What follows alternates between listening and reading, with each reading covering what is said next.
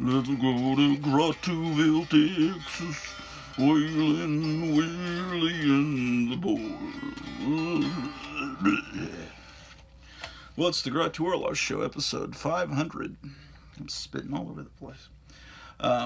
Beware the Ides of March. Yes, it's March 15th, 2022, and this is actually episode 500 of the Grotto Orloff television program.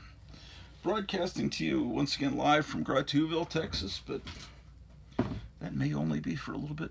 It definitely will be only for a little bit longer because yesterday, the eve of the Ides of March, the house sold. So we're going up the country, man. And something I should have done 20 years ago, but I had a job then. I'm now retired. Now I can be mobile. But I was writing an essay for Mike McCarthy's new book, because Mike McCarthy, the famous comic book artist and filmmaker out of Memphis. I met him at a convention, the Dallas Fantasy Fair, back in the 90s, and he met my friends, and the minds of Dallas and Memphis kind of combined, and he had premiere for one of his movies at the Major Theater in Dallas, which was an old, nice movie theater, but it had been converted into a porno theater, I guess, in the 70s and 80s, and then someone converted it back to a normal theater. And got all the syringes out of the seats and stuff, and all kinds of stuff you wouldn't imagine. And so we went into that theater, I remember, and had a premiere for one of his movies. So anyway, and one of the stars, the starlets that was in a lot of his movies came from this area. So it was just this wonderful synthesis of the two cities. And so I wrote about that time period, and how in the 90s and I had all, the 80s and 90s, I had all this big network of friends in this area, and over the years I've kind of lost touch with a lot of them. Various reasons, just life. Some people became very politically liberal and wanted to fight about that, and it's like, well, I just keep that at bay. But mainly it was because as the millennium came in, I think about 2001 or two, I went over there to my old stomping grounds where I hung out all the time at Forbidden Books and Coffee, which was Jason Cohen's hangout. It was a coffee store. It was a video store that had all the Something Weird videos and Jodorowsky, or any kind of video, the old Sheena TV series with Irish McCullough. Anything amazing and weird that would never be at Blockbuster was at Forbidden Books and Video. And of course, he had all the books that were for weirdos, and and then we had all these. I met this other group, and I had all these friends, the friends I had from college, and then I met Joe Riley, who was an amazing special effects guy, an artist, and I was putting out a magazine. Anyway, I went over there one day on my way to a Christmas party and stop at an antique store, and I'm coming out with a radio I just bought, a 1950s radio, and I'm all happy, Christmas spirit, and this charming gentleman blindsided me. Back then I wore thick glasses, before I had that ultra LASIK or whatever the frick. Anyway, the guy just punches. I didn't see it. He just ran at me and hit me like Mike Tyson. I've never been. It's not that I've been in that many fights, but I've never. Junior high school, elementary school fights. I don't think people hit that hard. When people hit you like they want to kill you, it's a different thing. And it's like being hit by a brick. And my glasses were broken, and I couldn't even see because they were this thick. And anyway, I wound up in the emergency room So, and the guy got $35 in my wallet, and then I just didn't want to go over to Dallas much after that, so I lost touch with a lot of my friends. And so, I think back in the 90s, and yeah, anyway, I just kind of became a recluse after that, and a really kind of even more weird person. And so, anyway, I should have moved the heck out of Dodge then. But anyway, we're going to a place that has almost pretty much zero crime, statistics. So that's something that's good. But anyway, so we sold the house. So that's big news. So so you'll be seeing me pack up more here, and you'll be seeing me unpack up there. It's in Iowa. So that's something coming up. I may go to a pinball convention here up in Frisco, Texas, weekend after this upcoming weekend. So maybe I'll broadcast from there as well. But anyway, my time here in Grotuville is dwindling, and soon I will be moving to Mount Grotto, Iowa. Anyway, so I'm boxing up some of the books, and here's an illustrated history of the American Medicine Show. Step right up. It's $12.95 back in the 70s. It's all about snake oil salesman, basically. Electric medicated pads. So, anyway, so that you will believe me, I'm actually putting things into boxes, so you can actually witness it. I must hold myself accountable, because my wife says, "You're not really packing; you're just up there doing your show." And that's true, because I'm spending too much time talking about each book, so I must be quicker. Oh, this is cool. It's the 1961 Jackrabbit. Just a beauty. I love this. I collect old yearbooks from junior highs, from high schools. This is obviously from Kansas. So it's a great way to see how things were, especially if you love the past like I do. I'm a big fan of the 50s, What else we got here? Oh. Where should I put this thing? One of my old friends from the 90s I'm still in touch with. In fact, I talked with him yesterday. He came on the show a while back and was showing off some of his weird menace pulps. He's a big pulp collector and H.P. Lovecraft guy. He's about to buy a complete collection of every Arkham House book ever published. This guy, and then some extras from someone that's getting rid of his stuff, and so the extras added to the books that he already has might mean that he has 2 complete sets of Arkham House. So. But anyway, he runs an antique bookstore and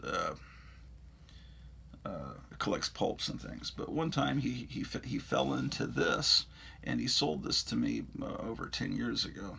And it's what it is someone bound the first 20 issues of Vampirella.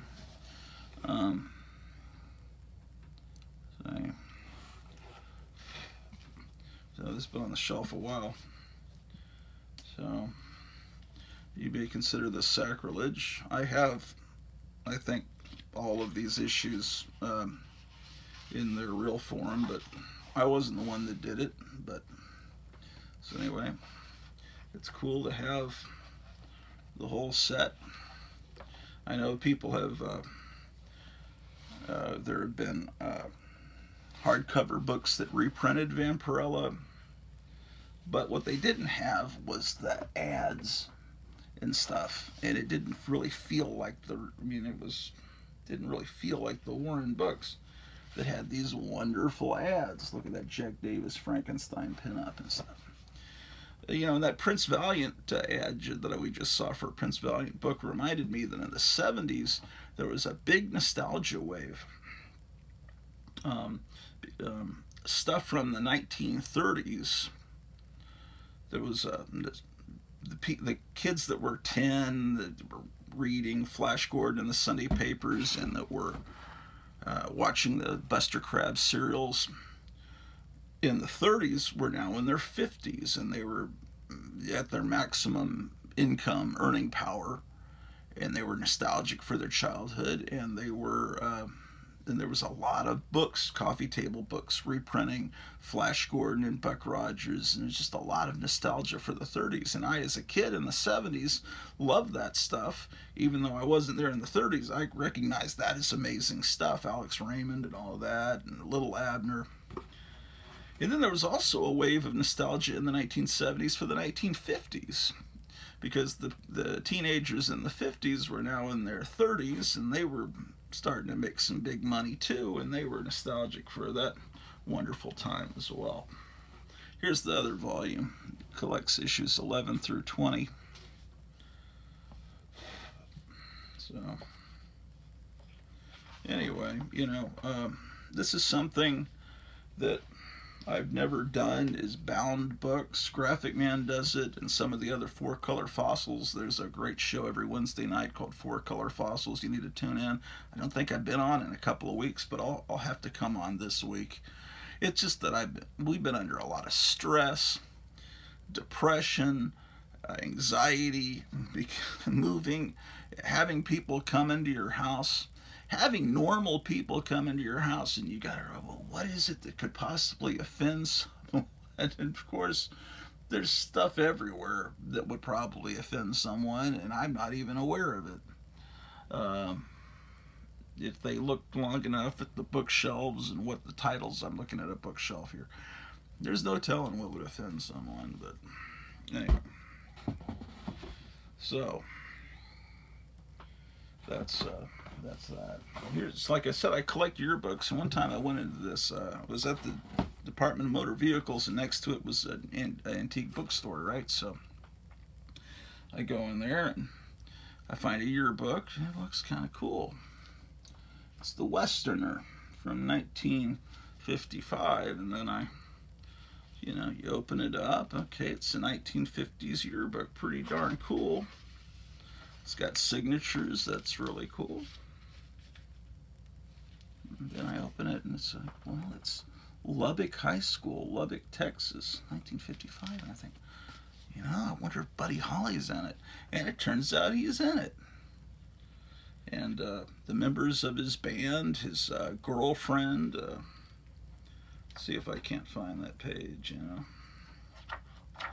Yeah, so this drive-in, the Heidi Ho drive-in, Buddy Holly and his band played on the roof of that place. Can you imagine how great that would have been? Oh, here's another picture of it at the bottom. So, here's a picture of Buddy Holly there. I guess he's playing basketball, right? Let's find his actual mugshot. But he didn't sign it. The person, as I recall, the person who owned this yearbook was about 2 years, I think 2 years apart from Buddy Holly, so they probably didn't move in the same circles. Let's see if we can find it.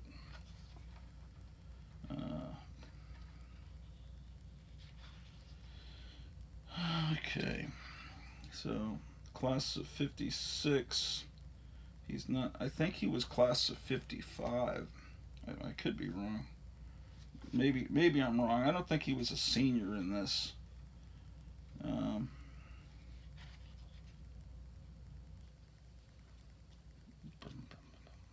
Oh yeah, he was. He was a senior, but look how he's like lower in the picture than the other people who all look like convicts, by the way, but somehow the camera was too high. It makes him look shorter. But it says Buddy Holly, and of course Holly is spelled with Holley. He took the E out of his name. Musicians Guild 53, SOS 53, Choraliers 53, Westerniers 54, Wrangler 53, Vic number 95, 54, 55, VP. Yeah.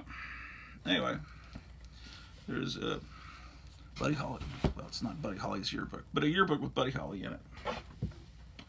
This book I think is pretty rare. I think I paid a good amount at Half Price Bookstore. Dr. Pepper, King of Beverages, and it's just this deluxe book. It was given out, I think, to Dr. Pepper workers at the Dr. Pepper plant. Now, what is this? It's got a little letter in it here that says, to all employees of the Dr. Pepper Bottling Plant Company of North Texas Incorporated, it's dated March 18th, 1986. March 15th, 1986 marked the first anniversary of the Dr. Pepper Bottling Company of North Texas Incorporated. On this date, in 1985, we acquired the Dallas, Fort Worth, and Waco Dr. Pepper Bottling Companies from the parent Dr. Pepper Company and became a privately held independent franchise bottler. As a memento of our first anniversary and as a reminder of our heritage and the promising years ahead, we would like each employee to have a leather-bound volume of the King of Beverages. So it's leather-bound, and it was given out to employees, and I guess it's the history of Dr. Pepper. And I haven't looked at this in a while, but I need to see if it mentions Rural Retreat, Virginia, which was one of the places I wanted to move to, but it turned out that house would have been a problem. It was an old hotel from before the Civil War, and it had some problems with roof leaks, and so that purchase didn't happen. That would have been a 5-story place for barely over $100,000 in Rural Retreat, Virginia, which is another wonderful community with no crime. But anyway, right a block from that place that we were going to buy, which is right next to a train depot old train depot that's been turned into a museum. And ironically, this place we're getting is like right across the street from a train depot that's been turned into a museum. So that's kind of weird, but Rural Retreat was the place that the real Dr. Pepper was from. And I'm wondering if this book admits that. He was a Civil War surgeon. He came up with that formula, and then one of his employees kind of nicked the formula and moved to Texas. And if this book only mentions that guy and doesn't mention the real Dr. Pepper, whose grave is there in Rural Retreat, Virginia, then it's not authentically accurate. Unfortunately, Dr. Pepper's pharmacy was burned down, and they're trying to rebuild it there in Rural Retreat, Virginia. But I'll tell you,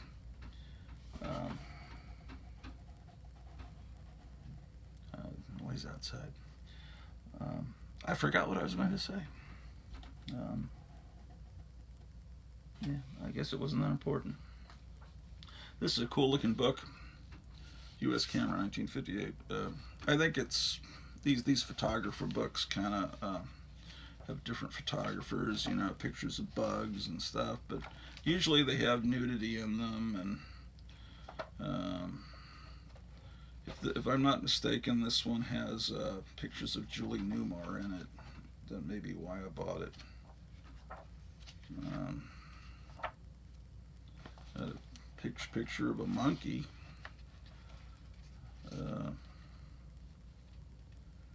Well, I don't know. It's in here somewhere.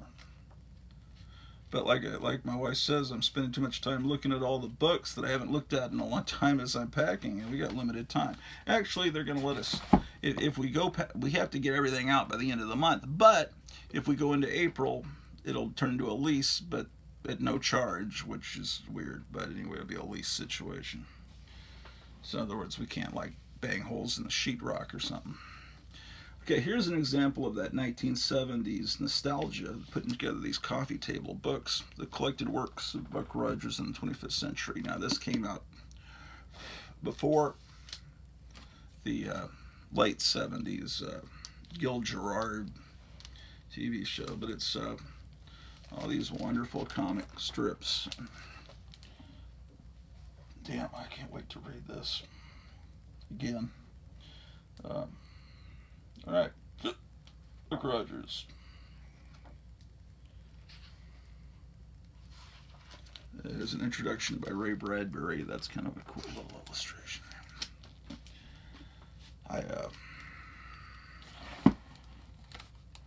Okay.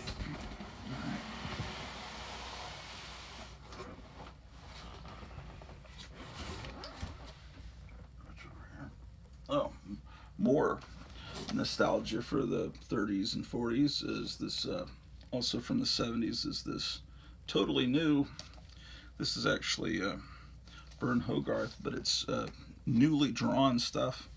Um, and as I recall, it's Tarzan's origin story. Um, with a little more nudity than they would have had in the newspaper strips, but Tarzan didn't wear clothes at that stage of his career. Look at this beautiful artwork. I remember stuff in the Tarzan books where like his entire scalp was peeled back, and in reality, Tarzan in the movies he should be covered in scars and horrible. It seems like I remember. I don't remember what artist did it. There was a painting of Bruce Wayne taking off his Batman costume, and they were just. It looked like he was. Like Christ on the cross, all the scars on his back, like he'd just gone through the scourging or whatever, which is an interesting idea. The fact that this guy, I haven't seen the Batman movie yet. I'm looking forward to it.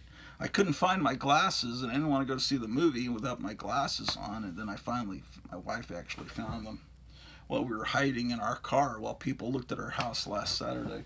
She looked in the glove box and they were there, which I swore I'd looked there before. Oh, this book, I just noticed, has a little thing here at the front that says it's from the Michael H. Price collection. And Michael Price used to be the film critic for the Fort Worth Star-Telegram here locally.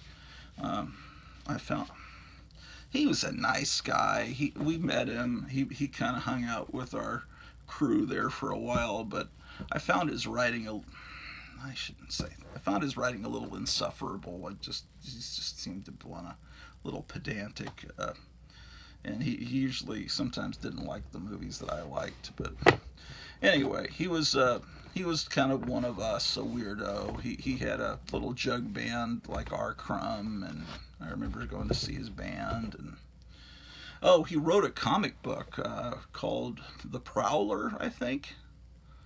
If you remember a comic back in the 80s and 90s called The Prowler, he wrote that. Michael H. Price. Yeah, I haven't thought about him in years. Here's another one of those nostalgia books, Superman, from the 30s to the 70s. See, at some point, I must have paid $7.50 for this.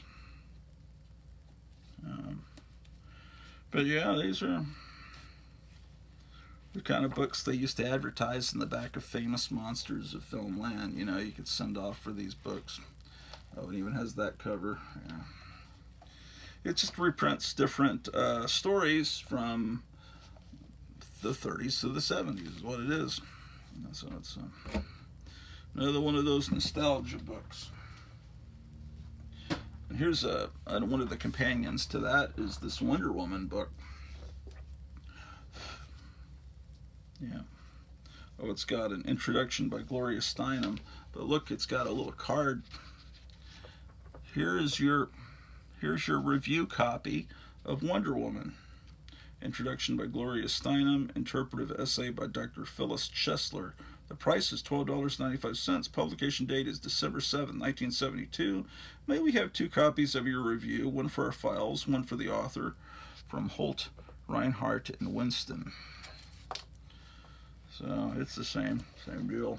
Wonder Woman stories, and this is probably where, when they were doing the opening credits for the 1975 Wonder Woman with Linda Carter, I'm sure they just used this book as their sole reference. See, that even looks like one of the, in the opening credits when she bursts out and then she turns into a human, from a comic illustration to Linda Carter. I always thought the theme song and the the opening credits were kind of done Batman '66 style, with the comic art. Except that would have been cool if the comic art had transitioned to Adam West and Burt Ward. Oh no, who knows if that show had continued on to a fourth season, maybe they would have done that. Oh, speaking of Batman, here's another part of that same series from Bonanza Press, which I guess must be part of Holt, Reinhardt, and Winston. No, a division of Crown Publishers. Anyway, this is another wonderful book. So wonderful that it's gathered dust on my bookshelf.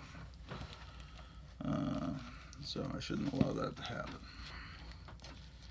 Ooh, this box, is it going to be heavy? Heavy, man, heavy. Well, it's a Tuesday morning. Not too heavy. A lot of times these books, I would find them at half-price books and records. And I would open them up and there would be a stamp from the collection of Ray Files. And it's like, I know some of these Flash Gordon books if I look long enough, I'll find a bunch of stamps. It's not apparently in this book. So apparently, I always thought some guy with taste just like mine sold his whole collection of half-price books, and no matter which location I go into, Arlington, Fort Worth, Grotuville, Dallas, I would find books because they apparently got distributed to all their locations from the collection of Ray Files. And I thought, who is this guy? And when I met my friend Jim Conrad and my friend Tom Ranoni in the mid-'80s, part of the crowd, the first wave of the crowd I used to hang out with, they would tell me, they would be kind of sad. I mentioned Ray Files, and they said, he was a great guy. He ran a comic store, and he committed suicide, and so that was a very sad thing to find out. But everyone I meet that's an old school collector from this area knows Ray Files, because in the summer of '77, Buddy Saunders opened Lone Star Comics in science fiction on Gay Street in Arlington. It was called Gay Street. I'm not trying to be funny. And it was right across from Wiz Disco. And that whole strip center has been torn down now because they extended some creek or bridge or something. But anyway, the building's gone where the first Lone Star was. But I always thought, that was the first comic book store in this area.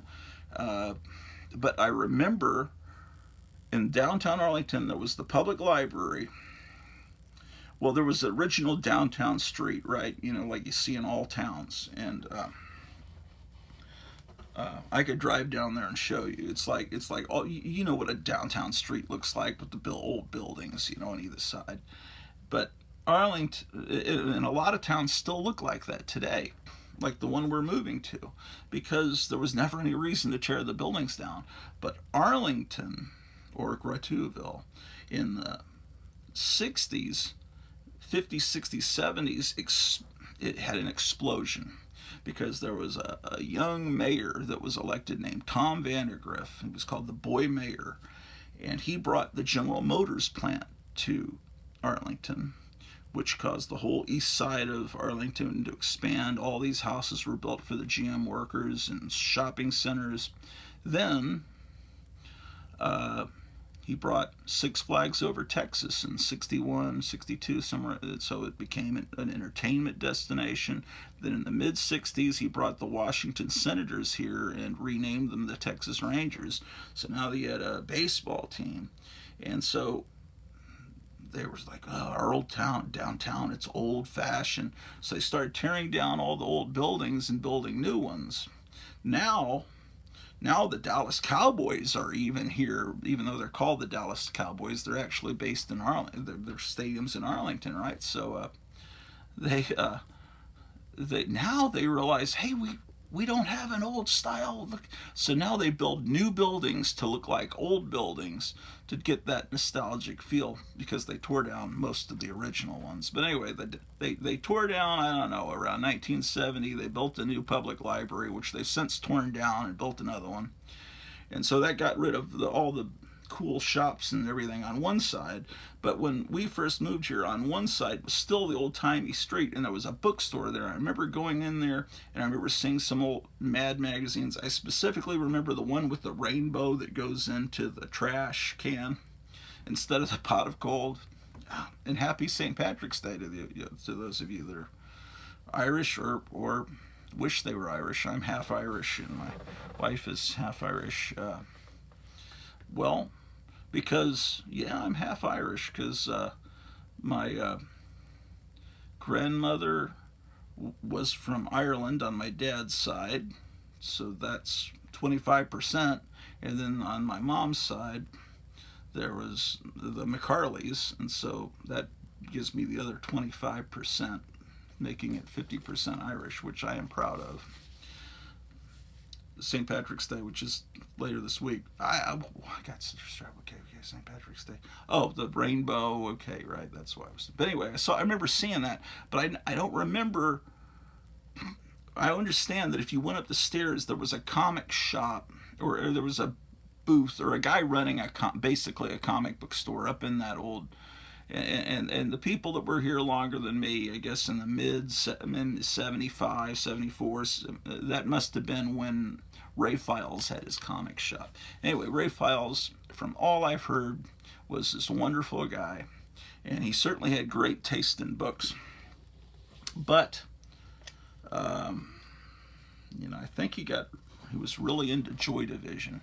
Now, this lead singer of the Joy Division hung himself, and so I just assumed, oh, that must have made him hang himself. But I'm sure there were other reasons, and people don't just do that because singer does that. But so for years I thought, oh, Joy Division must be a horrible band because, people listen to it, wind up getting depressed. And then when I actually start listening to Joy Division, I realized that they're great.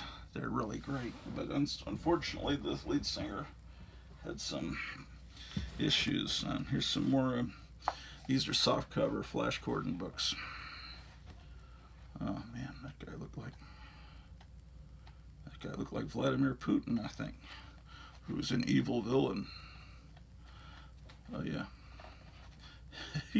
They're evil when they have skulls and crossbones on their chest. Yeah. Because it's Putin's fault that the gas is so high. And the grocery prices are so high because they were really cheap just a couple of weeks ago. Price of gas was really low, and so it's all Putin's fault. I know it's true because I saw Jen Psaki say it.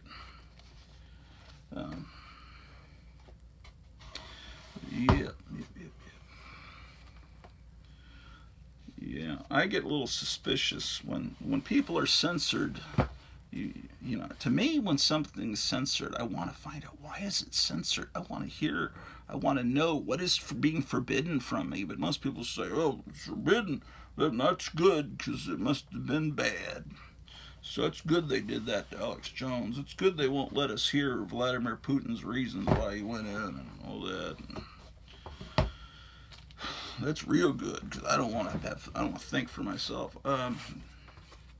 There was a movie we watched last night on the founding of the Church of the Subgenius, and I've been aware of them here locally since the beginning, because on local radio station 570 WFAA back about 1979, I remember Ivan Stang and Philo Drummond went on the radio and with the local host one evening, and I recorded it on my audio cassette player, and I still have those tapes somewhere.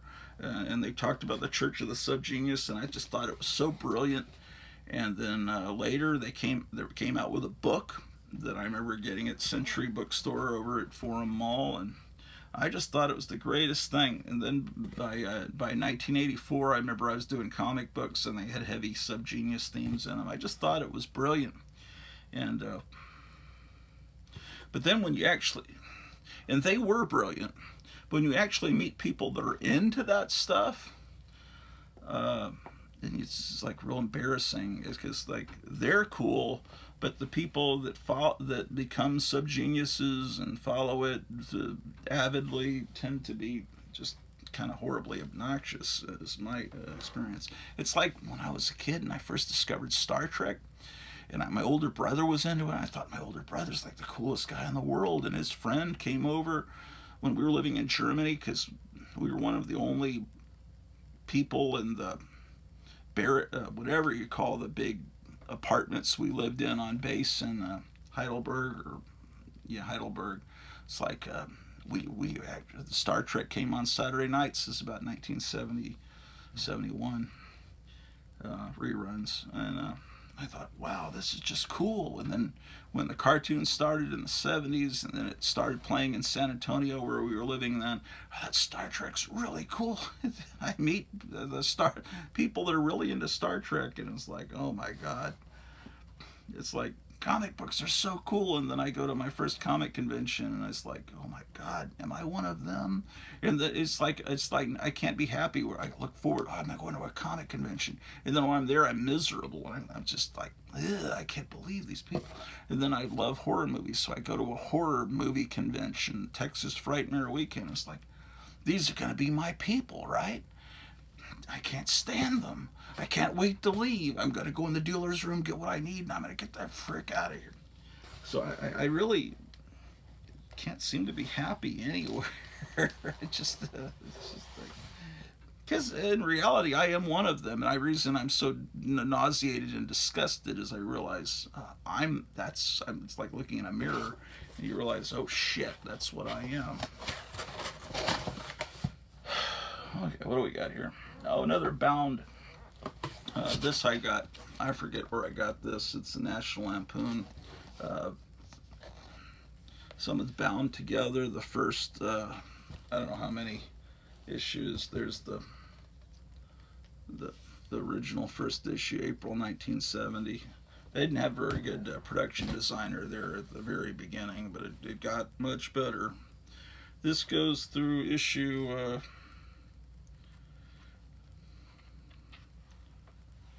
Yeah. Issue something or other. I wasn't meaning to defend Vladimir Putin because I know that's verboten, but I kind of understand not wanting another country to have bioweapons labs on your border, like many of them. It kind of makes sense, and I kind of get that. Like if another country put a whole bunch of those labs on the border of Texas and Mexico, I think on the Mexico side, I think we'd be upset. It looks like it goes through February 71. How about that? How about that one? But that's probably just conspiracy theory, right? So, man, if I do these videos like at an hour, I hardly get any views. But if I make them 2 hours long, then I get lots more views. It's because people want long form videos. Let me show you some more shit here. God damn.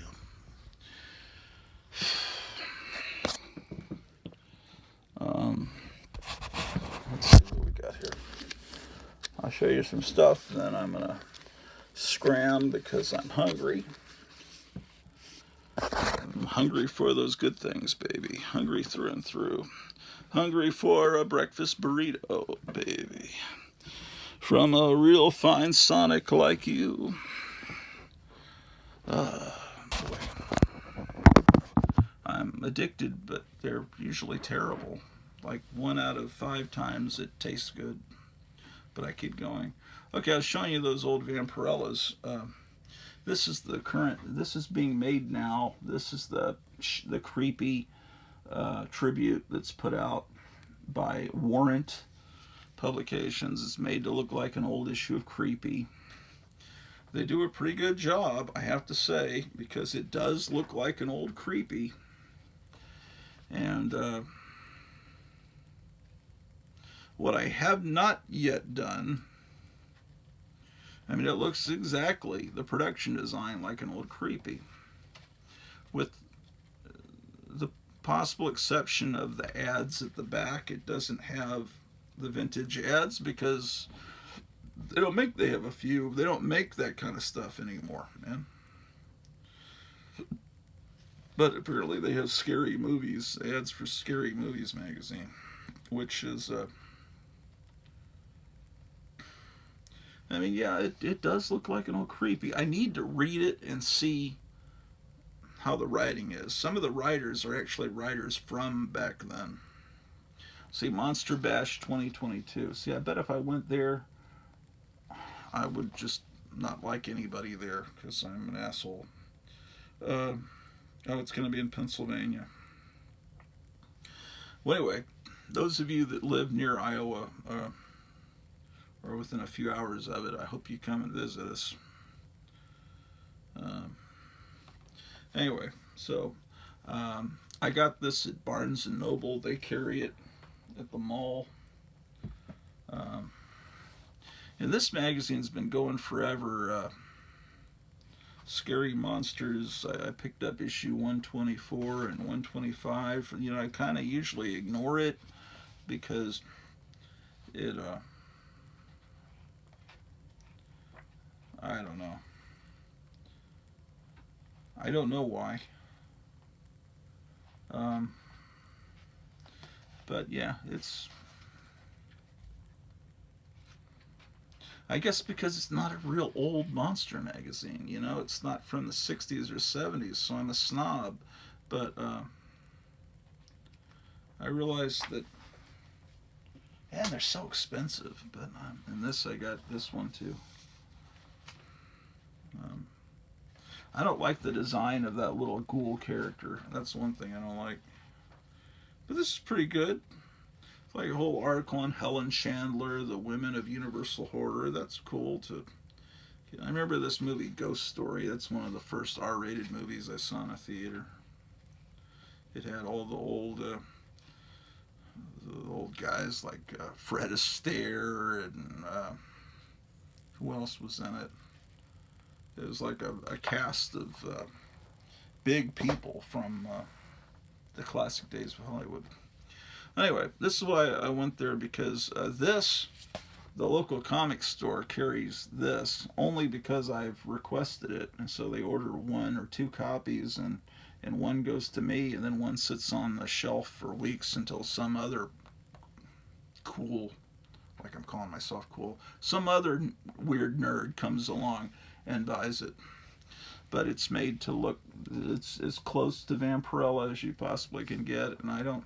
I hear James Warren is not real happy with this, but it seems like I would be honored and kind of flattered if someone was. This is kind of like someone paying a tribute to you and your career, you know. And the people that own Vampirella now are doing a spectacularly shitty job with it. This company called Dynamite. I mean, this looks real. I mean, these people should have the Vampirella license, but instead they're doing it as close as they possibly legally can to the real Vampirella. And look at this. This is what I had, but he didn't order this at the local comic store, so I had to go to Barnes and Noble to get this because I saw this online and I realized, all right, I think I saw Eric Breen showing it on the Four Color Fossils show. I'm sure much to Graphic Man's chagrin. Because I don't think he likes it when people show these. Uh, See, that's made to look like Frazetta there. It's cool. Only possible problem would be I would put that here so I don't mar the cover and then make it look very authentically from the early 70s. But, you know, I need to read the stories to see the quality of the writing. But the quality of the writing in Warren, well, Warren was it's kind of ironic. Warren was trying to be EC Comics, which was early 1950s 10 years later, Warren tries to revive EC with Creepy and Eerie, later Vampirella, and he got artists from EC. But the problem was the writing was never on par with the wonderful O. Henry Twilight Zone style twist endings that really made you think. That it was really great writing in the EC comics, and Warren just never got to that plateau. It was great, but never quite as good. Uh, and then this is imitating Warren, which instead of imitating EC, so this is like 2 generations down from EC. And it's kind of like this. You have Flash Gordon. You have John Carter, Warlord of Mars. You have, you've got Flash Gordon. And then George Lucas makes Star Wars. Okay, and that's based on multiple sources. And, and so then television producers take notice of Star Wars success and they want to imitate Star Wars. Instead of going back to where Star Wars came from, they try to imitate Star Wars only, and now they're 2 generations down. So Battlestar Galactica never fully worked. It had great special effects. They got the guy that did the effects in Star Wars, John Dykstra, and they had a guy that kind of was like Han Solo with a cigar, and he was kind of a cool guy. And you had a guy that's kind of like Luke Skywalker, but it's like you're missing something because you're 2 generations down. And if you'd gone back to the original source material, then it might have been a different thing. And it's like you make a Xerox of a Xerox of a Xerox, and pretty soon it's just a big black mess. Or those of you that remember VHS, you make a copy of a copy of a copy of a copy, and pretty soon it's like you're looking at the image through a screen door. And so, what is my point? I don't know. Maybe the writing's clever in that. But I just don't remember. What Warren didn't have as much was the twist endings. It was they were beautiful looking magazines and everything. And here's something I got at the supermarket a while back, and then we just found it when we were packing. It's Atomic Ranch. It's a magazine about 50s furniture and storing, fixing up 50s houses and stuff.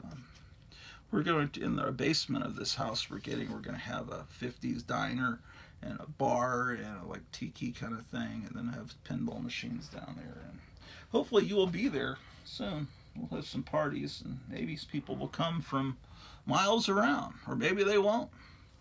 But you're all invited. Shiza. Okay, all right. What is this stuff? What? I don't know. What kept me here in this area so long was my job, which was, to me, a very important job. I was teaching kids to love to read and to be lifelong readers, and to be teaching them to read, and then teaching them to love reading. And kids that really were just learning English, I would have, and for years I would have them read Edgar Rice Burroughs' A Princess of Mars. We'd read it together in class. And then one of my students, who was a 6th grader, and I think I taught him in 7th grade too, he later went on to become a teacher, and a very prestigious teacher in the same district where he's giving lectures and things. Well, he gifted me with this book. And it says, "Mr. Weinert, I know you already have all of these, but I thought you could add it to your collection." And it's from Javier. So I leave the little post-it note there, even though it might have acid in the glue. because this is very much an honor. It's one of these books you get at Barnes and Noble that reprints these old books, probably because they're public domain. Uh, this is something I really cherish because it was gifted to me by a student. It's weird, you know. He grows up, and years later, I actually went with him and his fiance, I believe, to see Kick Ass, the movie Kick Ass. Um, Weird. Um, this is a cool deal. I got back in the late 70s. It reprints the Gold Key Star Trek books. Um, this is cool on the back. It says Starfleet Command, Starfleet Headquarters, United Federation of Planets to command. Blah, blah, blah, blah. It says nearly 5 years ago, the UFP Starship Enterprise was ordered into service with Captain James T. Kirk in command. His orders read in part to explore new worlds and to seek out new life, to boldly go where no man has gone before. The mission will end stardate 6368.20 when the Enterprise will put into headquarters for refitting. Pursuant to it, it goes on like that. It's classified. Kind of neat.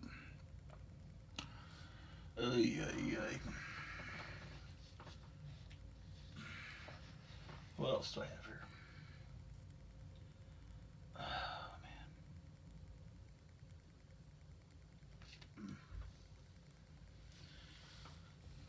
man, I'm starving.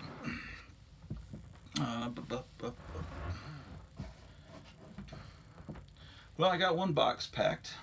I got a phone call coming in. I better answer this phone call. I'll see you guys later. Take care. Bye bye.